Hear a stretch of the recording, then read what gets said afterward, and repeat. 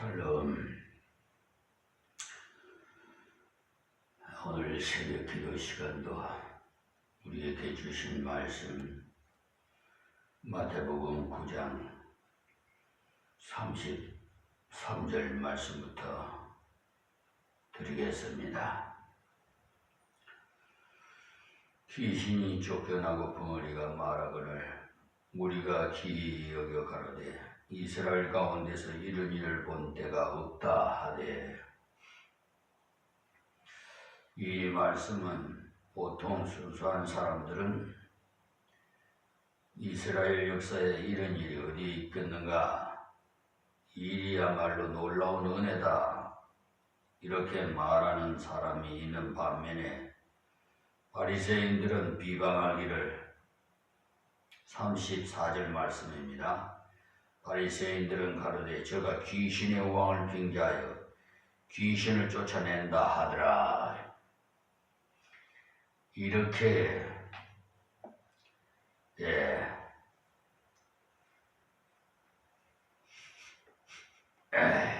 요즘 말로 거짓 뉴스를 남발하는 그런 자들이 있어요. 어제도 제가 뉴스를 보니까 TV를 봤는데 윤석열 대통령 체포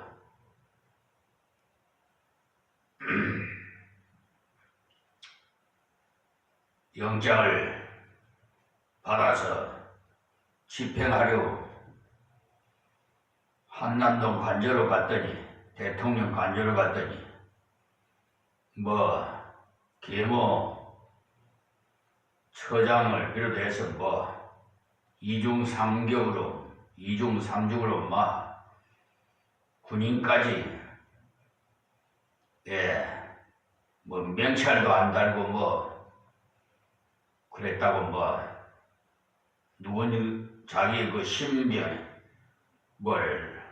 드러날까봐 그런지 어쨌든 체포영장 불발하고 돌아왔는데, 당당히 대통령이라면 당당히 법 앞에 법과 원칙에 의해서 검찰총장을 했던 윤석열 대통령이 본인 입으로 분명히 끝까지 싸우겠다고 해놓고는, 그러면 법과 원칙에 의해서 스스로 가서 체포영장 받기 전에 가서 조사받으면 될 거 아니? 뭐가 그렇게 무서워가지고 그렇게 숨어서 말이야. 공수처나 가가지고 했는데 이유가 이렇게 많아요. 그냥 법원에서 발부한 체포영장 가지고 왔으면 순수히 따라야지. 법과 원칙을 말해놓고는 그걸 하여튼 저 공동묘지에 가면은요 다 이유 있어서 왔다고 그러지, 이유가 다 물어봐요. 진리는 밝혀지게 돼 있어요. 아무리 발부둥 쳐도 국민을 우롱하고 자기 유익을 위해서 그렇게 한 것은 분명히 엄중한 세상 심판이 못하면 하나님의 심판으로 이루어질 것을 이 비천한 종은 믿습니다. 그러니까 바리새인들은 가로되 저가 귀신의 왕을 빙자하여 귀신을 쫓아낸다 하더라고. 이렇게 이 말씀이 다른 복음서인 누가복음 11장에 보면 귀신의 왕의 이름이 바알세불인데 귀신의 왕 바알세불을 힘입어 귀신을 쫓아낸다? 이런 해기망측한 소리를 하고 있어요. 에? 그러니까 마귀도 아주 그냥 대마귀가 저 귀신을 쫓아냈다 이렇게 말했다는 것이에요. 귀신의 왕이라고 그랬잖아요. 에? 윤석열 대통령도 손바닥에다가 대통령 후보 때 왕자를 써놨잖아요. 예. 어쩌면 이렇게 하나님의 말씀과 그렇게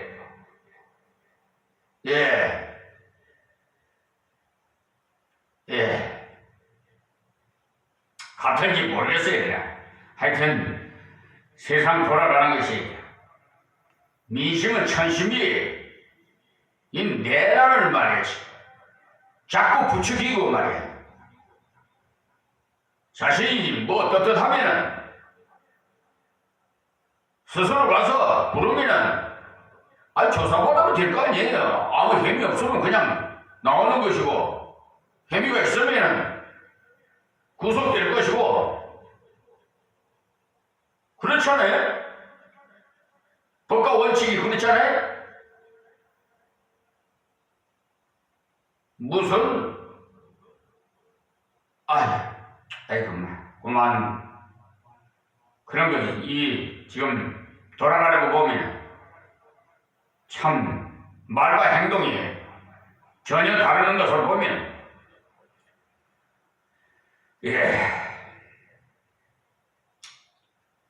그러니까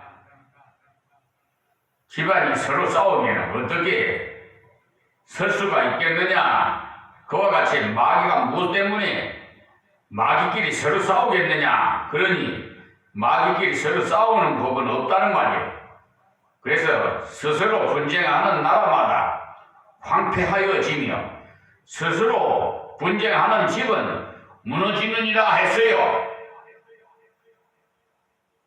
그런데 우리 그리스도를 믿는 사람들이 혹 이런 마귀 역사에 의한 그런 시험에 들 수가 있느냐 하면 우리가 그리스도 안에서 확신하고 있을 때는 절대 이런 일이 못 일어나는 것입니다. 그러나 염려하고 의심하고 두려워할 때는 사탄이 역사할 수 있으므로 이런 이유로 인해서 성경은 말하기를 마귀를 대적하라. 그리하면 너희를 피하리라. 야고보 4장 7절에 있어요. 말씀이. 그러니까 귀신 들린 사람을 볼 때 우리가 저 마귀가 나에게 들어오면 어찌할꼬 하면서 자꾸 들어오하면 마귀는 그의 약점을 발견하고 즉시 틈을 탈 가능성이 있기 때문에 아주 위험합니다. 그러므로 아직 믿음이 어린 사람들은 그런 장소에 가지 않는 것이 좋은 게 괜히 가서 자꾸 염려하고 두려워하기 때문에 위험하다는 말입니다. 그러나 예수 믿은 지 오래되지 않은 사람이더라도 마음에 그리스도를 모실 확신만 갖고 있다면 그런 사람은 사탄을 얼마든지 믿음으로 대적할 수 있기 때문에 관계가 없는 것입니다. 그러나 염려하고 의심하면 사탄이 역사할 수가 있어요. 그래서 제가 어제도 말씀드렸지만 할 수 있다 하면 부정적인 생각을 가진 자는 할 수 있어요. 그런데 할 수 없다 하는 사람은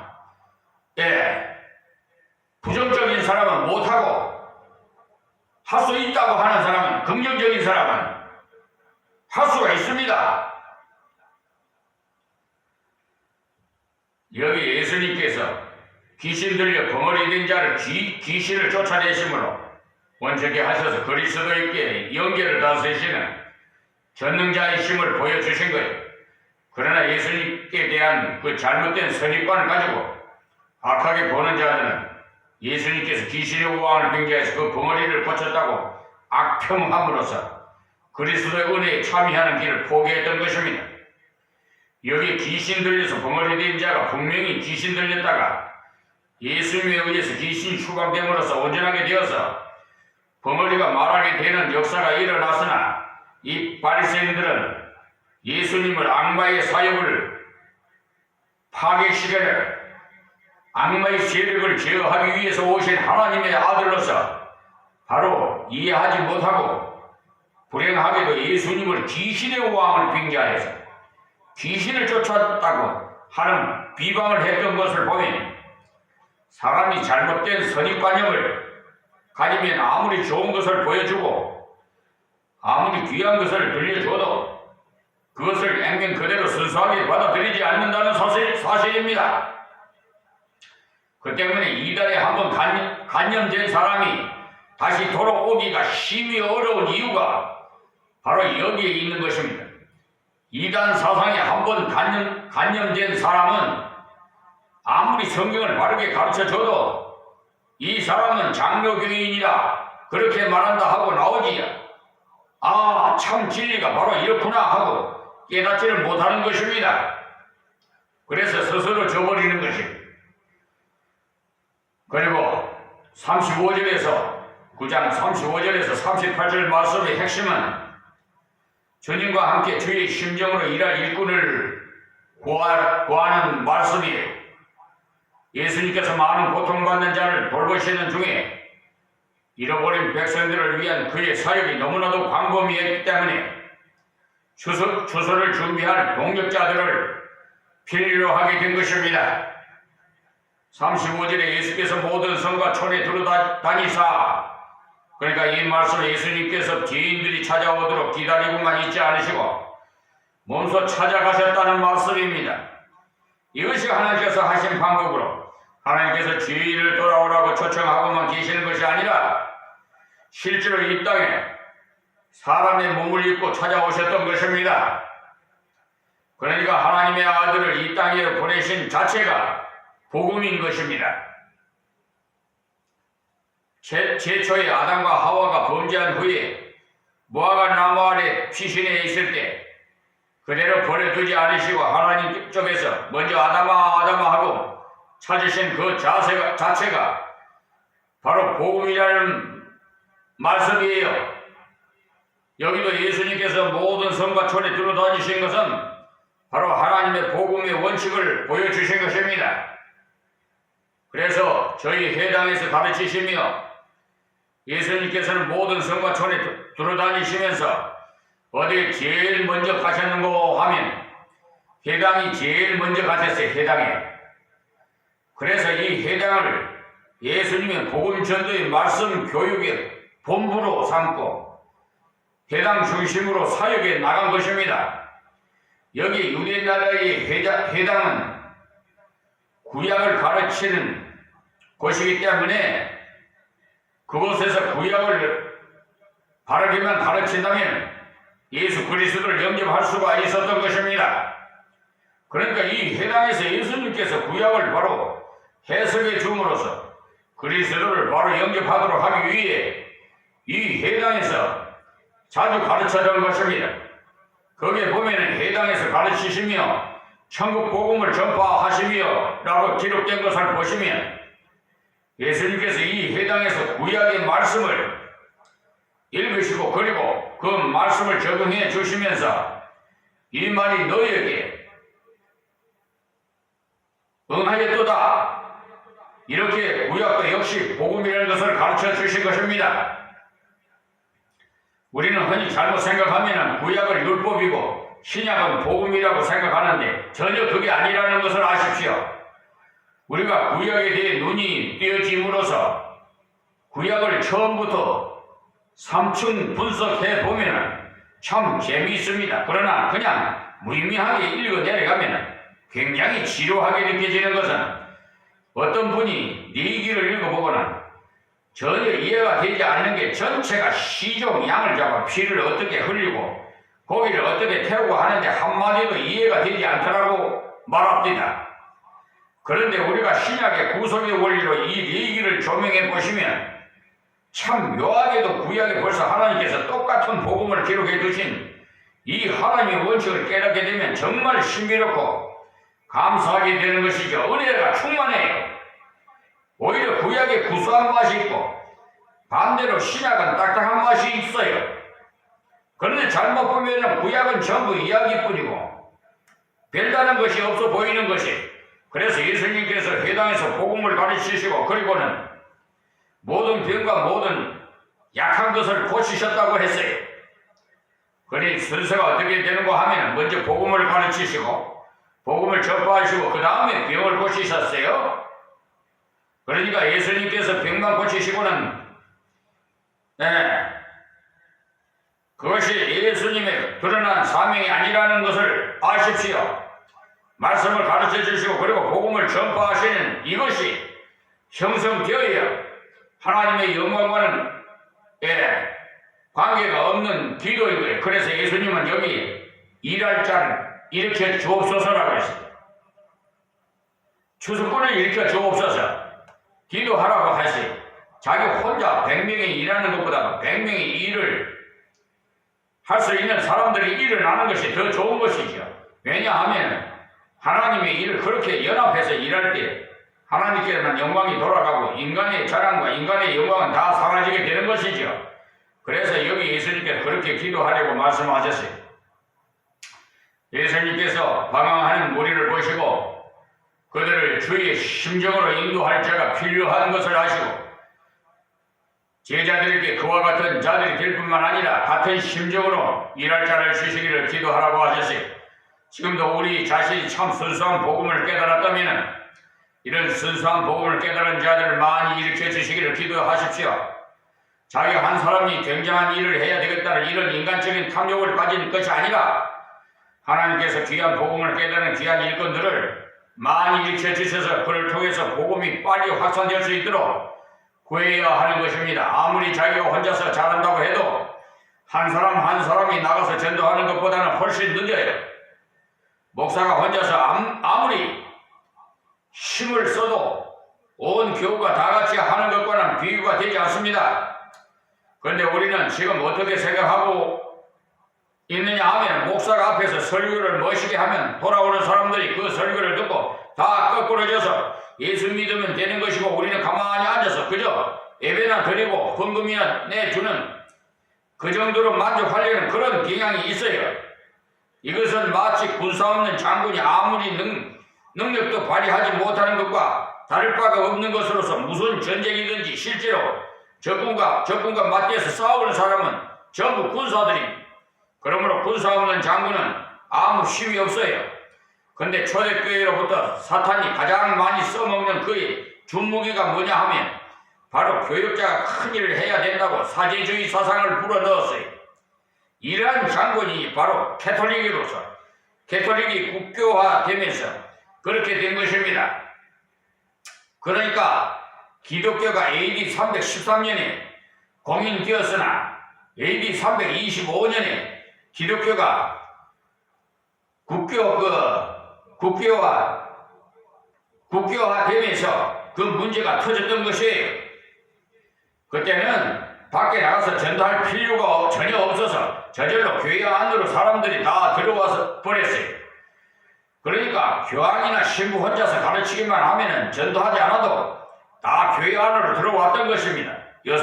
요사이식으로 말하면 취직하는데도 세례 증명서가 반드시 첨부되어야 하기 때문에 스스로 교회 안으로 들어가지 않고는 못 배기는 것이지요. 지금도 그렇게 됐다면 아마 교회가 다 터져나갈 것입니다. 그러나 그때 많은 사람들이 교회를 동원되었을 때 앞에 있는 사제가 복음을 올바르게 열심히 전하고 그리고 교인들끼리도 개인적으로 자꾸 교제해서 교인들을 그대로 복음화 시켰다면 아주 좋았을 텐데 꽉 찬 교회에서 형식적인 거창한 예배나 보면서 예배나 드리면서 말이야 안정된, 그러니까 보는 사람은 구경꾼이죠. 그러니까 그래서 여기서 보면서라고 말씀드렸어요. 안정된 현실 속에서 만족해서 평안히 안주하다 보니까 그때부터 교회는 부패하기 시작했던 것입니다. 이때가 바로 가장 어려운 교회의 위기고 또한 사탄의 고등수법이 가장 잘 먹혀 들어갈 때입니다. 그러니 우리는 항상 내 자신이 순수한 복음 전하는 그런 일꾼 중에 한 사람일 뿐만 아니라 나와 같은 많은 일꾼들과 인재들을 일으켜 주시고 또한 내 주위에 있는 사람들이 그러한 복음적인 일꾼이 되도록 기도하고 인도해 주는 일을 감당해야만이 올바른 주님이 원하시는 봉사의 열매를 맺게 되는 것입니다. 마태복음 9장 18절에서 38절을 통해서 우리는 예수님께서 죽은 자를 살리심으로써 생명의 주관자이심을 보여주셔서 주님을 바로 의지하는 자는 죽어도 사는 그런 영생의 은혜를 주실 것에 대한 그런 표징으로 주셨던 것입니다.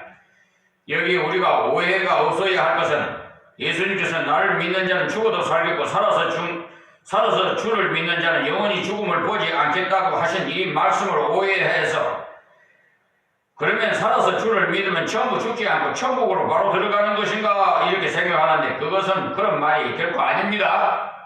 사실 죽어서 주를 믿는 사람은 아무도 없고 다 살아서 주를 믿는 것 아닙니까? 죽어서 어떻게 주를 믿어요? 그러니까 다 살아서 주를 믿기 이렇게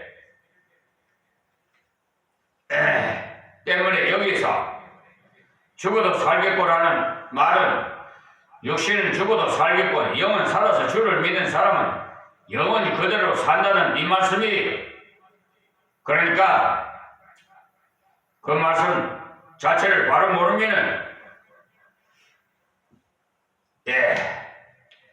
잘못하면 이상하게 해석이 될 가능성이 있는 부분입니다. 저 살아서 주를 믿는 사람은 전부 천국에 그냥 올라가는데 우리는 왜 안 올라가는가 이렇게 완전히 이상한 해석이 될 수가 있어요. 거기에 죽어도 살겠고 하는 것은요 분명히 예수를 믿어도 육은 결국 다 죽습니다. 주님 오실 때 살아있는 사람 외에는 다 죽는 것입니다.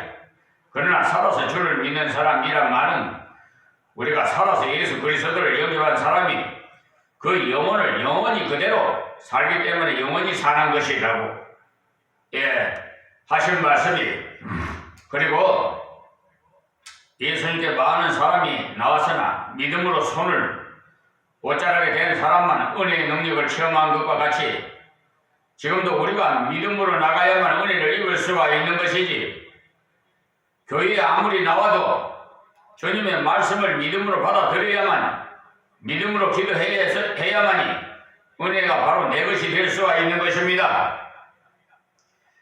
아무리 귀한 보물이라도 내 그릇에다가 담지 않으면 무의미한 것이 아니겠어요? 그런데 요즘 그 속된 말로 밑독이 빠진 독에 물 붓기시라고 말이 있죠. 세상에 말씀을 계속 증거해줘도 그냥 건성이 한쪽 귀로 듣고 한쪽 귀로 흘러버려. 이 말씀을 여러분들에게 전하는 이 비천한 종이요 심혈을 기울여서 하나님의 지혜를 받아 여러분에게 이렇게 전하는 것인데 여러분들은 그저 그냥 아마 돈 주고 들으라고 그러면 아주 그냥 줄을 설 거예요 아마. 이 세상에 돈이 우상이 돼가지고 돈 그러면 돈 때문에 그냥 사람을 죽이기도 하고 사기를 치고 법무법인 유한 로고스 변호사 소속인 백형기 같은 감리교 임시총회장까지 했던 그런 자가 말이야. 또 대법원에 서경환이 김선수, 노태하, 오경미 같은 그런 대법관 같은 자들이 완전히 상고심의 절차에 관한 특례법 제4조 가압류 가집행 그것을 손해배상 소송에다가 인용을 해가지고 완전히 하나님의 사자인 이 비천한 종을 아주 속이들 아니까 속이 아주 바보로 그냥 생각해가지고 그것만 한 게 아니라 또 다른 사건도 또 한 가지 또 그렇게 했어요. 이번에는 아예 그냥 제4조 해놓고 그냥 메탕이라고 써야 되는데 안 썼어요. 그러니까 이거는 판결서가 아니라 휴지 조각 내용 없는 판결서 그렇지 않겠어요? 이 파렴치 못한 자들이 뭐 대법관이라고 저 공수처에 검사 이대환이 어제 체포영장 가지고 대통령 관저를 갔더라고. 이대환이 나오더라 뉴스에. 그거 좀 얼굴을 좀 봤으면 좋겠어. 하여튼 얼굴이 무슨 철판을 깔았는가. 아니 분명히 이게 사기 재판을 한 건데 직권남용인데 왜 각하야 무혐의야 못된 자들. 하여튼 정말 하나님의 심판이 있을 거예요. 평생 이 세상에 살 줄 알아요?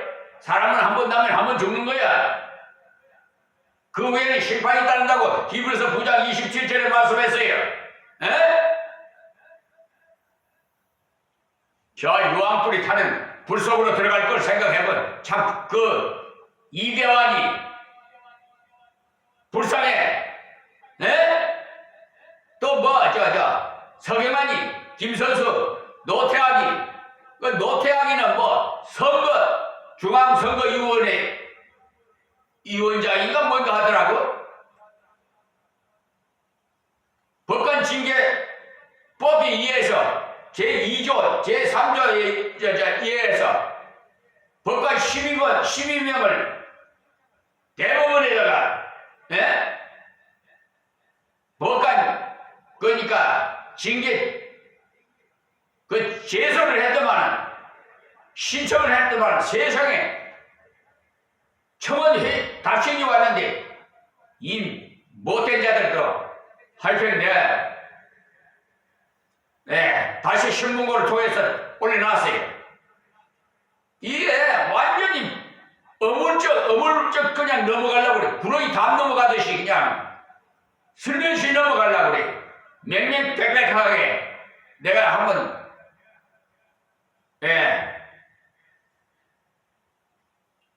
법률로 한번 따져볼 거예요.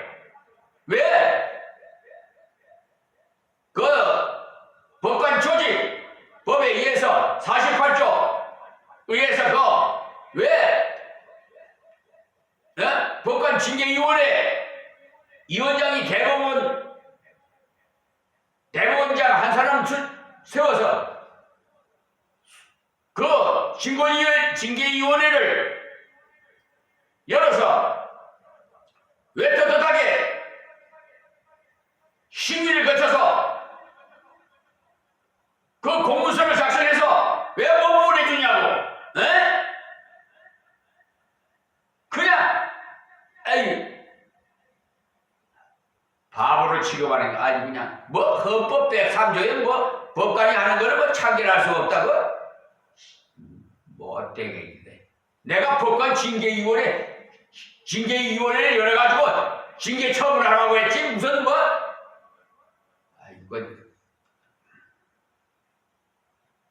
세상이요 정말 제 심정을 확 뒤엎어가지고 진짜 불의한 자들을 주님 어서 오셔서 심판하셔서 저분들이 뜨거운 맛을 좀 봤으면 좋겠어요. 아니 그냥 내 살아서 한번 저들이 한번 심판받는 걸 좀 봤으면 좋겠어요. 얼마나 국민들을 우롱하고 능멸하느냐 말이야. 에? 무시하고 14년 동안을 법전을 공부하는 사람한테 어디 감히 말이야 기망의 속에서 사기 재판을 요즘 법원에 말이야 판사라는 사람들이 말이야 아니 정직 가고 양심 있는 판사들이 피해를 본다니까요. 저 양심 있는 판사도 있어요. 검사도 있고 이문정 검사 같은 사람은 말 대구 부장검사인 사람들 그런 사람이 검찰총장 해야 돼.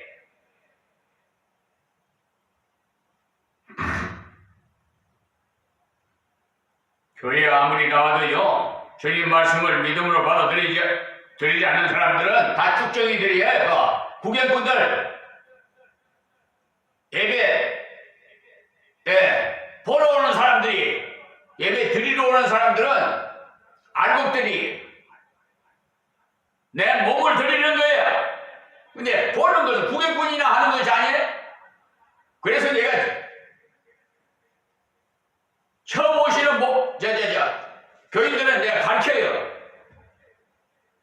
기초가 튼튼해야 돼. 기초가 튼튼해야 반석 위에 세워야 비바람이 불고 홍수가 쳐도 안 쓰러지지. 머리 위에 집을 지어 막아야 다 쓰러지지. 이 신앙에 기초가 없어 요즘. 반석 위에다가 반석이 예수님이에요.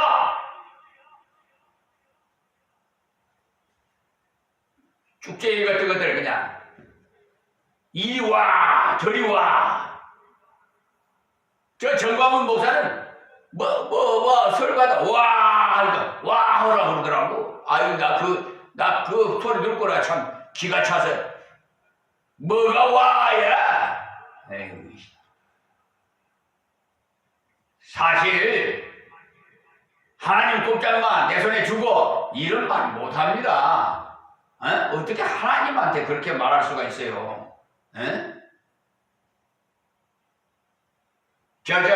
장경동 목사도 말이야. 그의 폐쇄법안은 민주당에서 발의를 했다고. 국회의원 선거 때 민주당 찍어주면 안 된다는 식으로 그냥 유튜브에 나와가지고 아이고 광란을 부리는 거 보면 참 볼만해. 그러니까 기가 얇은 사람들은 정말 그거 보고 그런가?